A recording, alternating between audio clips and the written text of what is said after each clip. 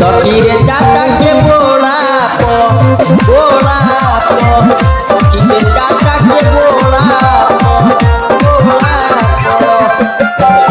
कके इशारा हमें बोला बोलत नदी के बोली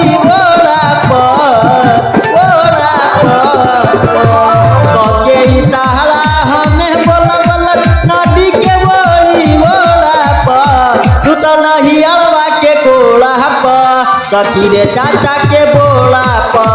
सुतल हियरवा के कोड़ा सखी रे चाचा के बोला सखी रे चाचा के बोला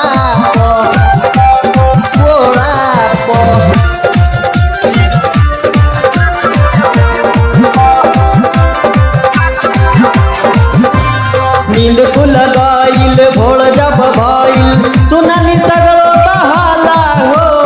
केहू बलाटी धैले बा केहू धैले गड़ासिया भाला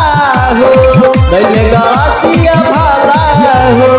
नींद खुल गईल भोर जब भइल सुनानी सगरो बहाला हो केहू बलाटी धैले बा केहू धैले गड़ासिया भाला हो अरे लागल जाम बाटे मोड़ा सुतल हियरवा के कोड़ा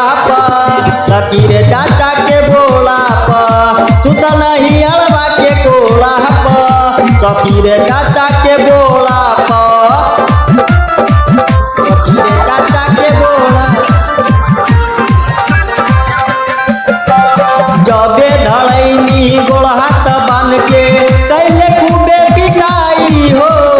मिठू मिसाइल टेपुआर बिन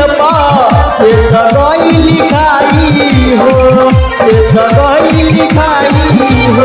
जबे धड़ैनी गोड़ हाथ बांध के कैले खूबे पिटाई हो